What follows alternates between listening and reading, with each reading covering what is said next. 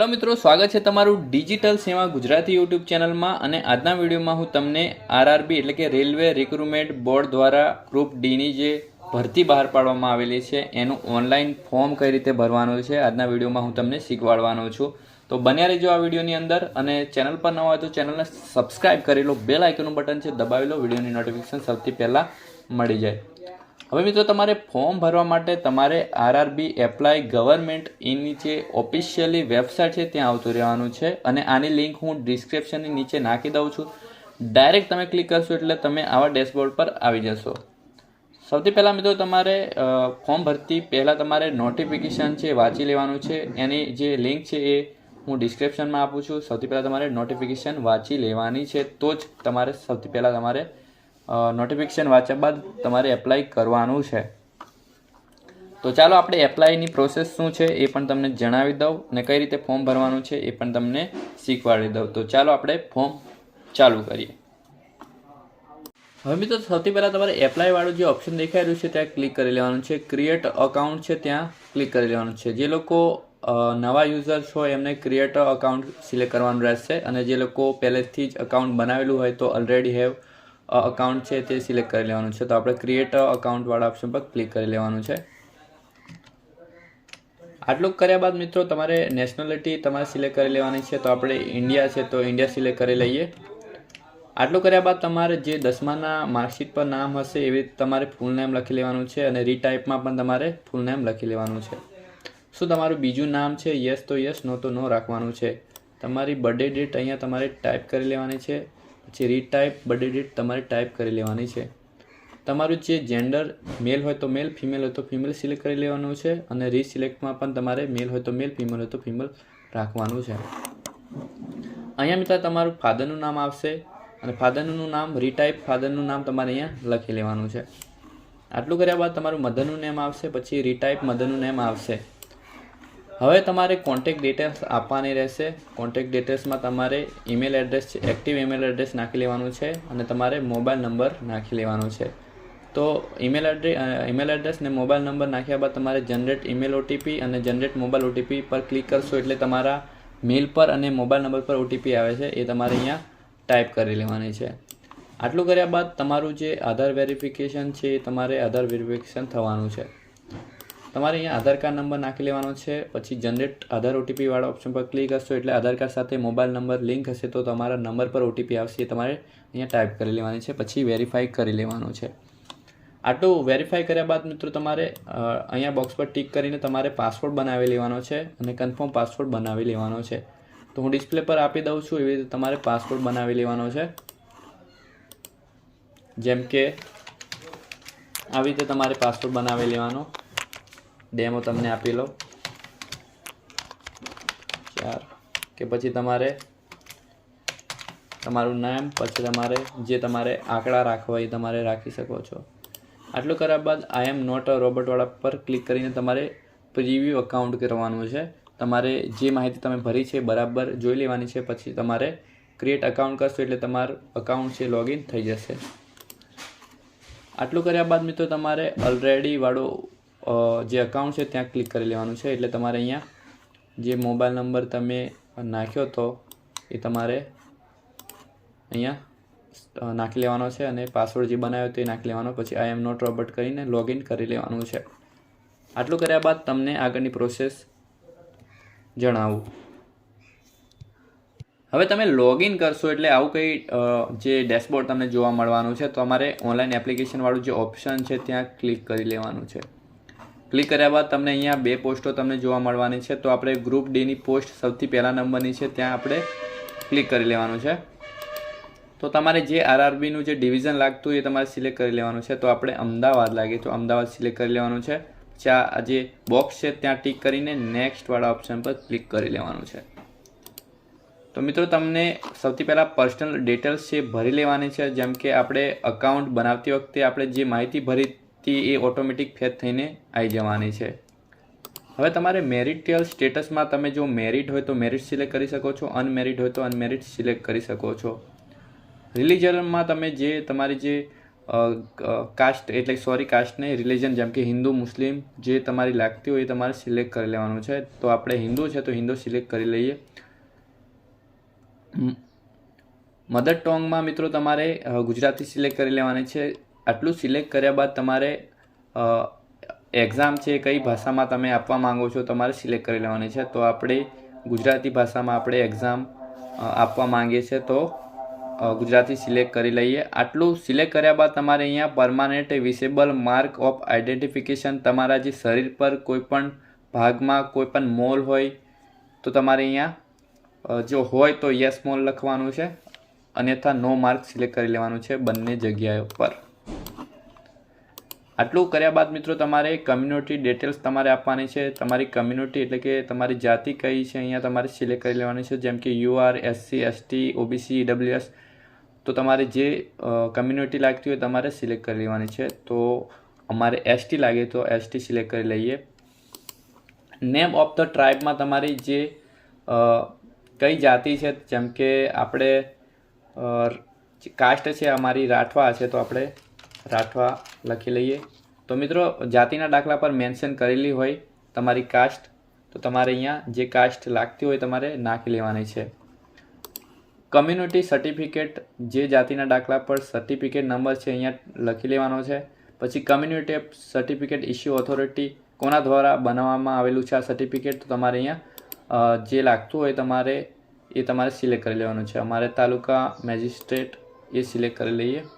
આટલું કર્યા બાદ ઇસ્યુ તો આપણા ગુજરાતમાં જ થયેલું છે અને કમ્યુનિટી સર્ટિફિકેટ ડેટ ક્યારે ઇસ્યુ થયેલું છે તમારું સર્ટિફિકેટ એ તમને અહીંયા તમારી ડેટ નાખી લેવાની છે.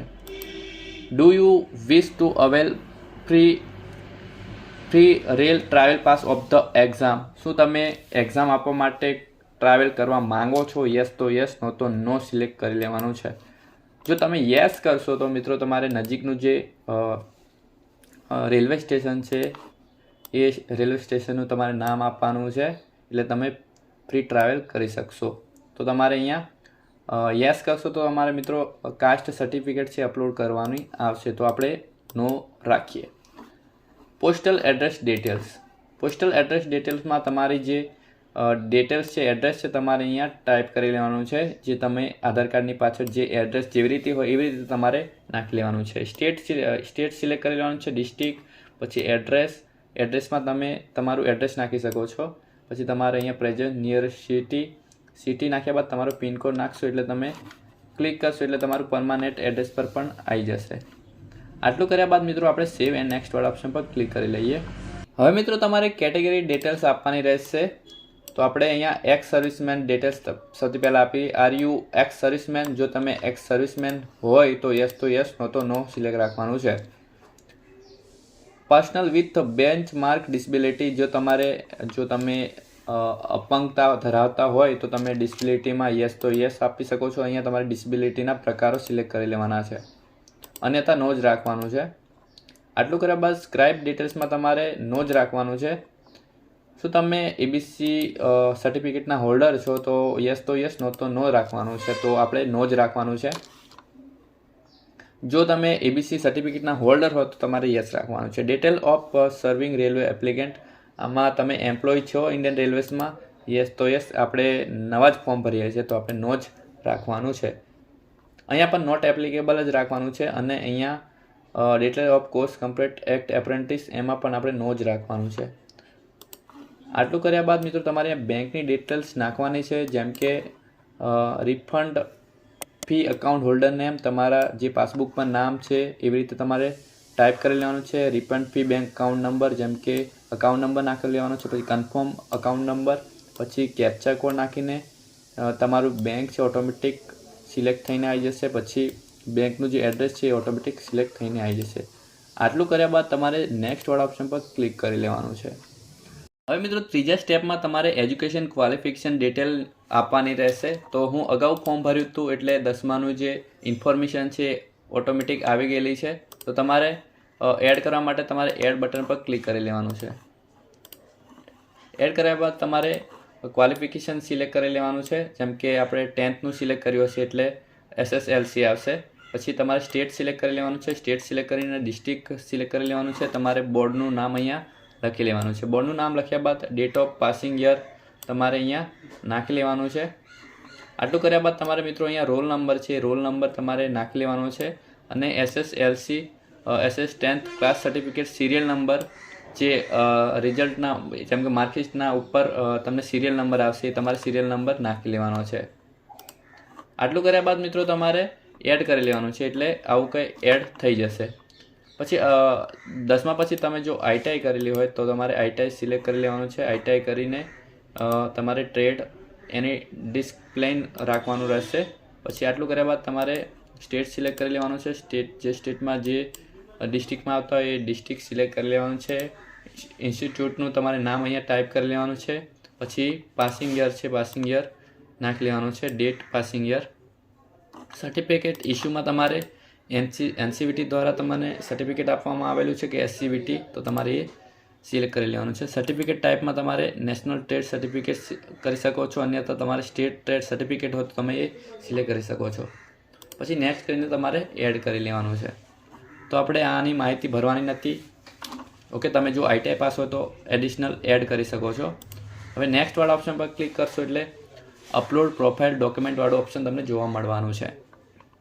મિત્રો તમારે પાસપોર્ટ સાઇઝનો અને સિગ્નેચર અપલોડ કરવાની રહેશે. જેમ કે ફોટો છે એ તમારે 100 KB થી લઈને 50 KBની વચ્ચે અપલોડ કરી લેવાનો છે, એટલી સાઇઝ હોવી જોઈએ.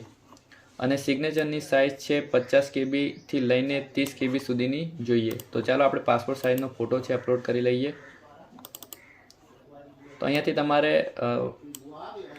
જે સાઇઝ છે તમારે બિલકુલ રીતે ફિટ થાય એવી રીતે તમારે ફોટો છે એ ગોઠવી લેવાનો છે. પછી આપણે જે રાઇટનું નિશાન છે ત્યાં ક્લિક કરી લેવાનું છે, એટલે આપણો પાસપોર્ટ સાઇઝનો ફોટો છે અપલોડ થઈ જશે.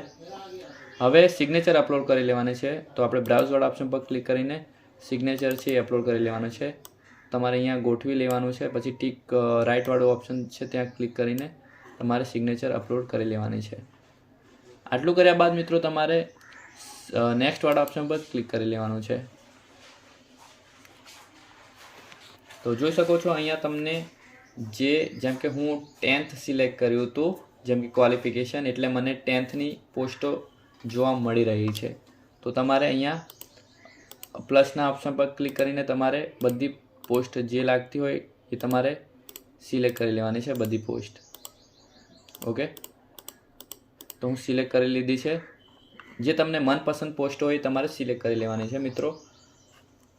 તો આઈ હેવ વાળા ઓપ્શન પર ક્લિક કરીને તમારે અહીંયા ટીક કરીને તમારે તમારું પ્લેસનું નામ આપવાનું રહેશે. આટલું કર્યા બાદ મિત્રો તમારે પ્રીવ્યુ એપ્લિકેશન વાળા ઓપ્શન પર ક્લિક કરી લેવાનું છે. તો અહીંયા તમારે મિત્રો બરાબર રીતે માહિતી છે જોઈ લેવાની છે. તો અહીંયા તમને પોસ્ટો જોવા મળવાની છે. I have recheck about details found correct વાળા ઓપ્શન પર ક્લિક કરી લેવાનું છે. આટલું કર્યા બાદ તમારે સબમિટ વાળા ઓપ્શન પર ક્લિક કરશો. સબમિટ વાળા ઓપ્શન પર ક્લિક કરશો એટલે તમારું જે ફોર્મ છે એ ફિલ થઈ જવાનું છે. હવે મિત્રો તમારે 250 રૂપિયાની છે ફી છે એ પે કરી લેવાની છે. તો મિત્રો પે વિથ SBI પે વાળા ઓપ્શન પર ક્લિક કરશો એટલે તમારે જે ફી છે એ તમારે UPI કે પછી ડેબિટ કાર્ડ ક્રેડિટ કાર્ડ દ્વારા તમે ફી ભરી શકશો. ફી ભર્યા બાદ મિત્રો તમને અહીંયા વેરીફાઈ કરી લેવાનું છે. વેરીફાઈ કરી એપ્લિકેશન કરશો એટલે તમારું જે ફોર્મ છે ડાઉનલોડિંગ થઈ જશે. તો મિત્રો આવી રીતે RRBનું ગ્રુપ Dની જે ભરતી બહાર પાડવામાં આવેલી છે એનું ફોર્મ તમે ભરી શકો છો ઓનલાઈન. આઈ હોપ કે તમને ઇન્ફોર્મેશન સારી લાગી હશે. જો પણ તમને કંઈ પણ ભૂલ હોય તો તમે મને કમેન્ટમાં જરૂર જણાવજો, હું તમને મદદ કરીશ ફોર્મ ભરવા માટે. તો ચાલો આવા વિડીયોની સાથે મળીશું. જય હિન્દ, જય ભારત, જય જય ગરવી ગુજરાત. તો આવા વિડીયોની સાથે મળીશું.